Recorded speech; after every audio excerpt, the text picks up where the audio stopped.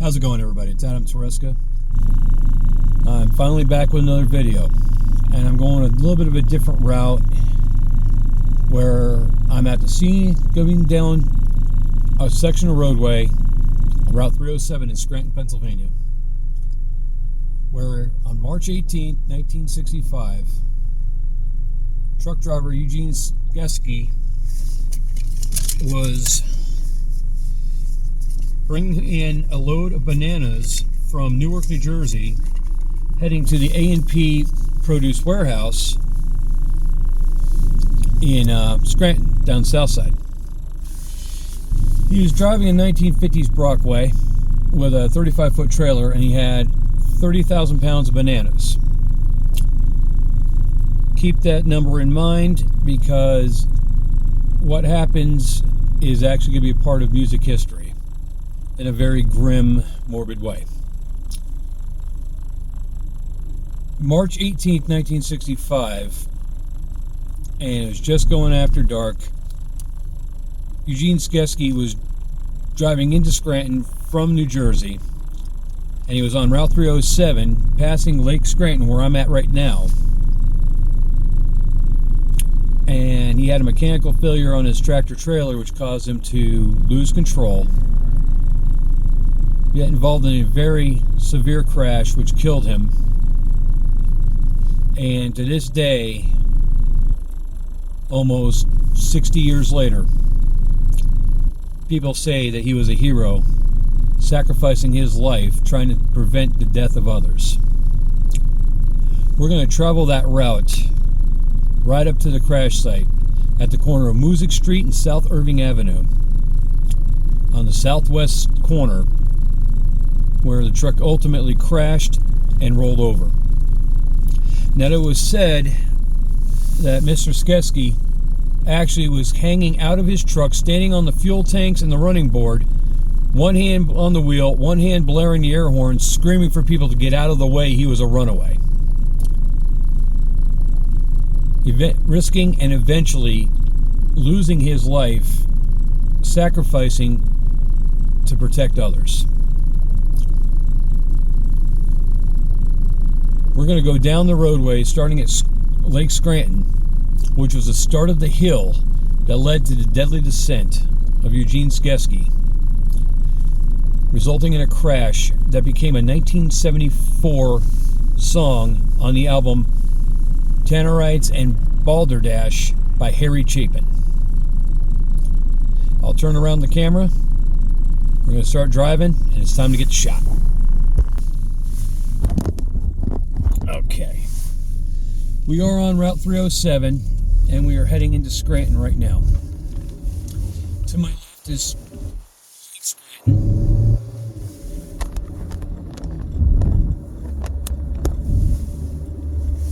As we start traveling down Route 307, and we're about to come up to the hill. And once upon a time, there was a sign that said, shift to low gear for the descent down the hill. Because of this wreck, now no tractor trailers over 21,000 pounds are allowed down this hill. In fact, here comes a sign here. Truck info. Trucks over 10.5 tons are prohibited beyond this point. This is the start of the downhill run where Eugene Skeski lost control of his tractor trailer, and after ramming multiple cars while going out of control at 90 miles an hour down this hill, before crashing into a house and flipping over. That's at the previously mentioned corner of Music Street and South Irving Avenue. Now, in 1.5 miles, there's a 500-foot descent in elevation. Unfortunately, even though with me driving here, it's really hard to be able to appreciate the grade of this hill.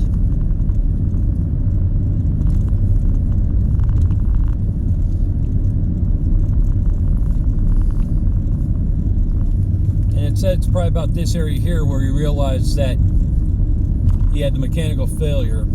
They said it was either the brakes went out or the clutch went out, which would have prevented him from doing what's called compression braking. Compression braking is when you use the engine's compression to slow down the vehicle while also using the brakes. They haven't verified which one it was in all this time.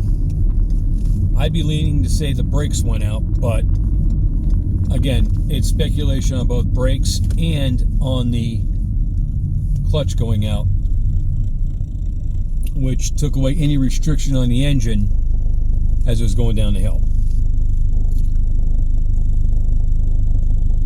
Okay, we're at Meadow Avenue and Music Street right now, which is also Route 307.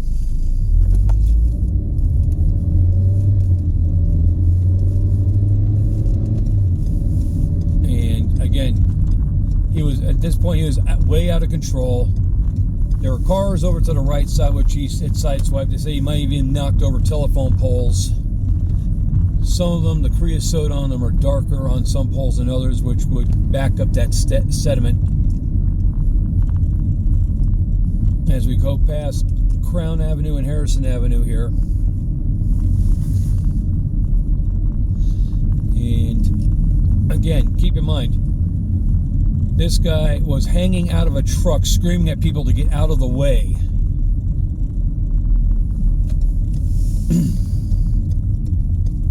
And from pictures that I've seen, this is the house he crashed into.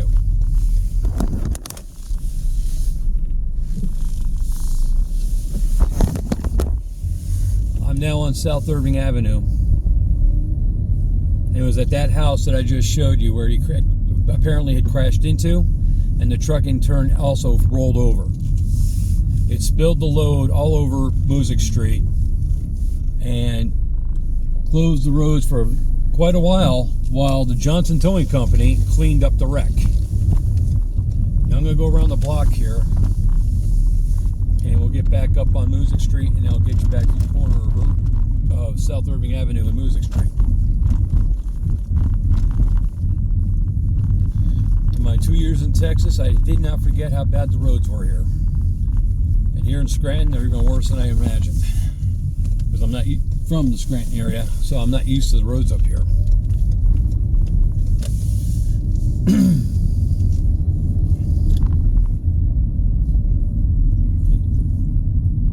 Now we're coming back to Music Street.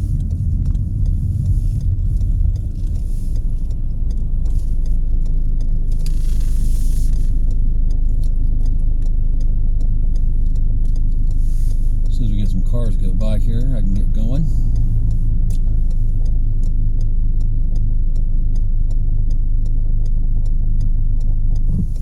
There we go. Then we'll get back up to Urban Avenue.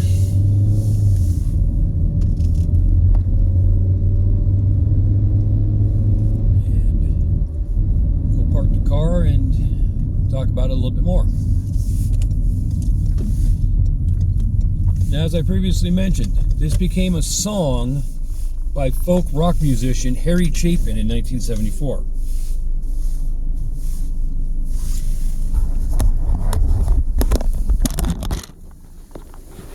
And this is about the area where the truck crashed.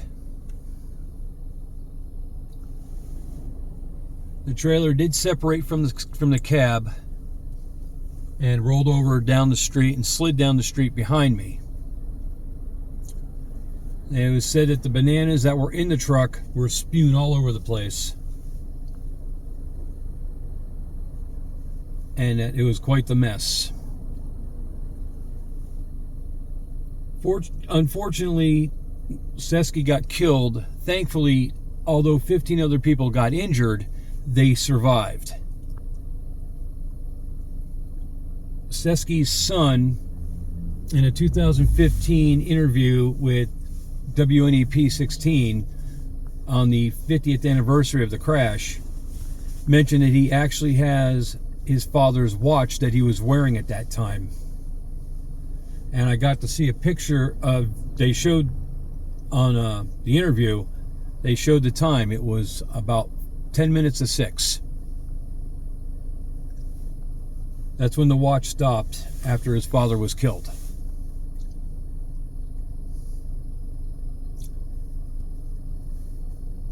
Thankfully, with the prohibition of trucks over 10.5 tons coming down this roadway, there has not been another tractor trailer accident since, to my knowledge, here on 307. Harry Chapin comes into the story because of the fact he was speaking to a Scrantonian, and he told Harry Chapin all about this truck crash that happened in the very spot where I'm at right now.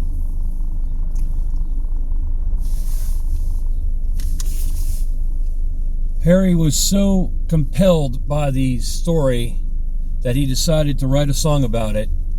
And on the Tannerites and Balderdash album that it came out in 1974, and it turned out to be one of his most popular songs, right next to songs like Taxi and other hits that he had, Cats in the Cradle, Sometimes Somewhere Wife, and a whole host of other hit songs that he came out with over the years. Ironically enough, while in New York, Harry Chapin got killed in an automobile accident which involved a semi-truck in 1981. It's a very odd piece of irony. Right now we're going back up 307 because I want to see if maybe you can see how the incline is going uphill as I switch. You get an idea of what it's like going up the hill. Maybe that might be a little easier to see the incline that this truck came down.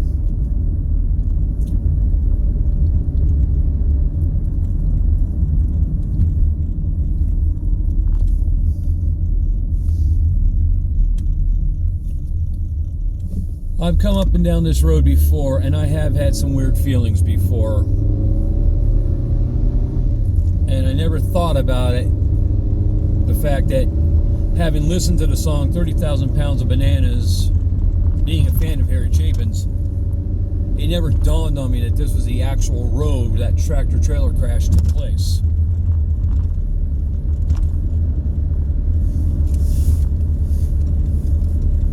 It's astonishing and eerie at the same time.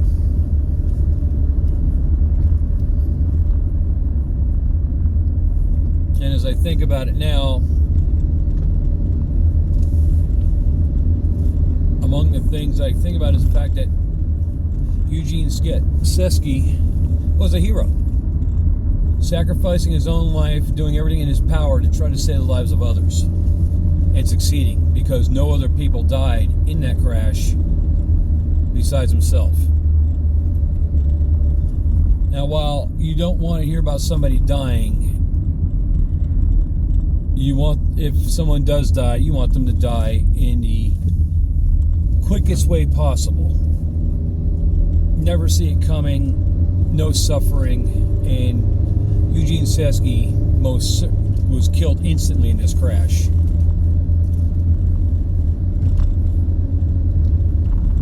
So hopefully he didn't, his suffering was non-existent to minimal at the absolute most.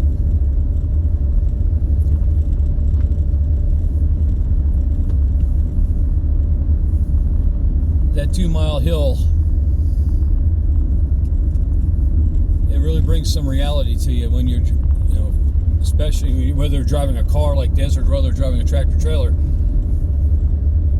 It's quite an interesting and eerie feeling. I get a little bit of a chill when I driving up and down this road. And as I said before I really looked it up to do the research on this video, on this incident, it never dawned on me that this was the road he was actually on until I actually looked it up. And it explained why I got that eerie feeling, explained why I got that little chill going up my spine whenever I drove on this road. And it makes sense. Further research showed that Interstate 81 was built in 1958, and being the crash was in 1965, it would have made sense for me to initially think that he came off 81 on the 307.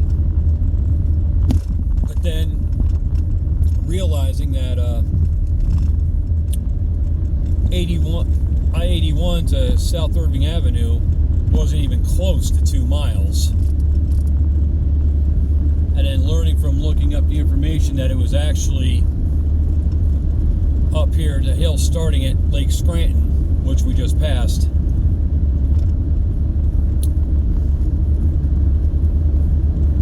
It made more sense. I'm thinking he must have come up here from I-80 to State Route 435 would be my guess. I'm actually driving up that way right now, so we can see if I'm accurate on that or if I'm completely off.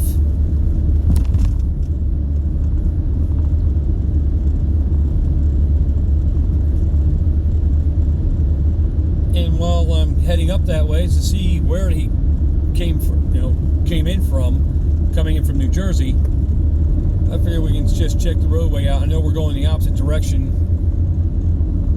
but it still gives a general idea of what we're looking at as far as the route Sesky took when he was bringing that load of bananas into Scranton from New Jersey.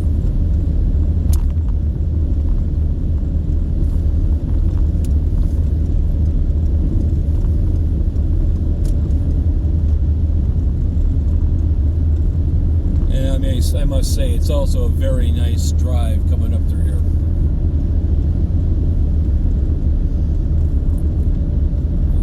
I'm not exactly sure. I want to say it's 435 that he must have came in from, but I'm not 100% sure. So we're going to take a ride up. We're going to enjoy the scenery while we're driving.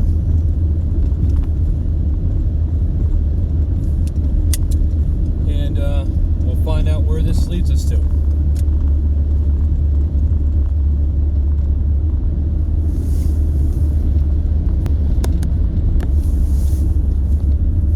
While I'm driving the route to find out where 307 intersects, I thought I'd let you in that I have some other projects coming up very soon that I'm going to be working on. Got a number of projects.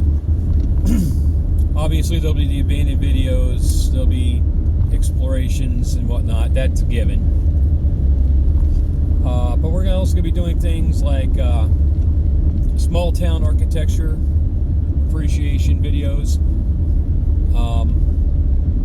I got a couple of resurrection videos I'm going to be working on. I got 2 Harley Davidsons that I'll be working on with my father and my girlfriend, Winnie. We'll also have stuff on her channel. And we're going to be working on those projects. I'm also hunting down a Ford Thunderbird for a project for myself. It's going to be the 77 to 79 model year, what they call the 7th gen Thunderbirds. And the reason why I picked that car, simply put, it's my favorite car of all time. I love those cars more than any other car on the road, and I'm a car freak to begin with, so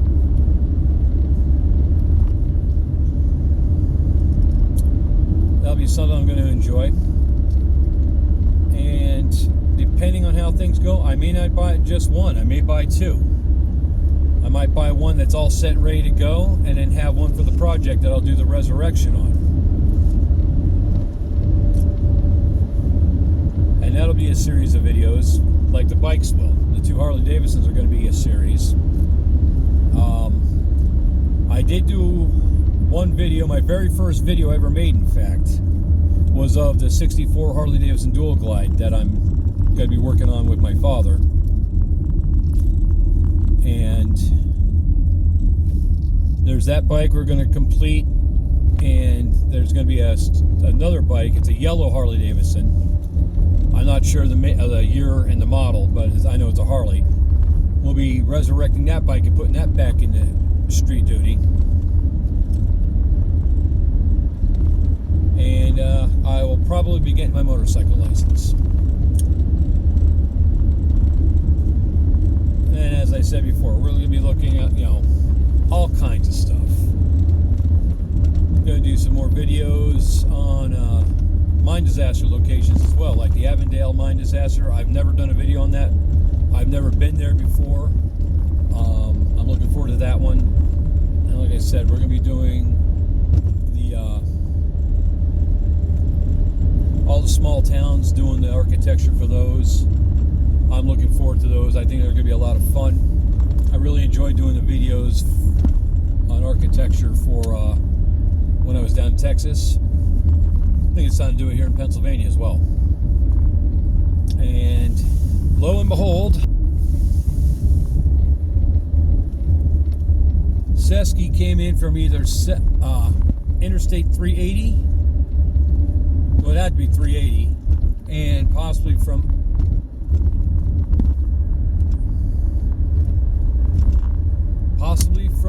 84, maybe not, I'm not sure. I think probably 380 would be it. So that would be my guess, is Interstate 380 is where Sesky came in when he was driving from New Jersey to Scranton.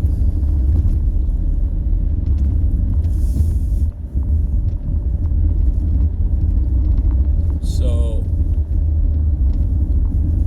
that would explain the route he took, and that would make more sense that he would have taken 380, probably I-80 to 380, then come on Route 307,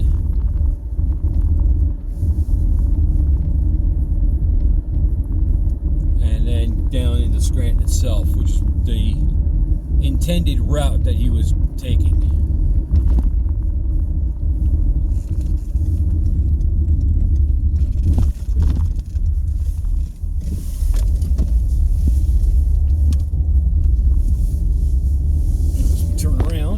Camera goes all over, my phone goes over the place because my phone holder won't stay tightened up. There we go, a little bit better.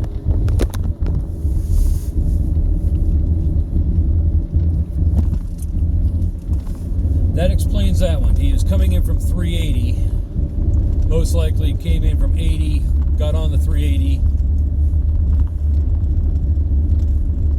exited I-380 to get on State Route 307, which we're on right now, and then was heading into town.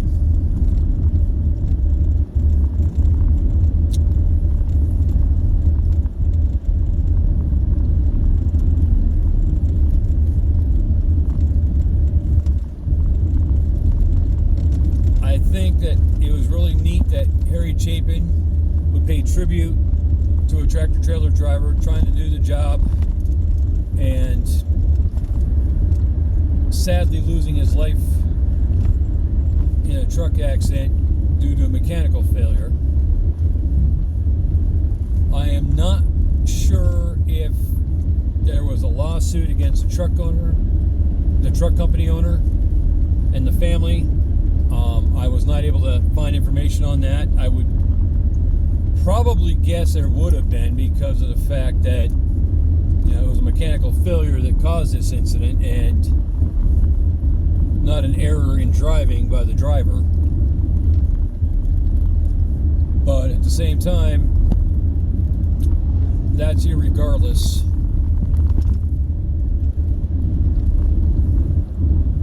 A truck driver lost his life doing his job, sacrificing himself to prevent the death of others. There have been people who have speculated that he deliberately flipped his truck over at South Irving Avenue and Music Street because he was trying to avoid either a gas station that was at the bottom of the hill or trying to prevent from having an incident with casualties of other people, which was why he was hanging out of his truck, standing on the fuel tanks, blaring the horn with one hand and holding the steering wheel with the other, trying to steer the truck and control it as best as he possibly could given his circumstances. Eugene Sesky is without a doubt a hero in my book. absolute hero, made the ultimate sacrifice with the best intentions for others' well-being.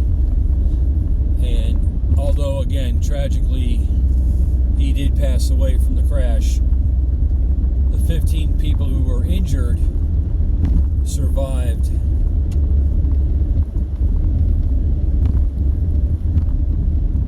And that says something about the strength of people, the integrity of man.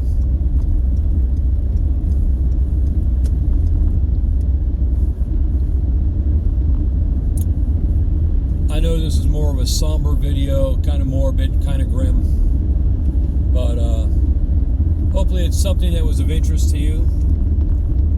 How, a truck accident that led to a driver dying, becoming a song because of a conversation on a Greyhound bus coming out of Scranton, Pennsylvania, which on one of Harry Chapin's live albums, I forget the name of it, he actually explained to the fact that he was talking to a Scrantonian on a Greyhound bus coming out of Scranton, Pennsylvania. And again, becoming compelled with writing a song about it. As grim as this video is, I hope you enjoyed it. I hope you found it interesting. Please like, share, subscribe, and we'll see you in the next video. Have a good one, everybody.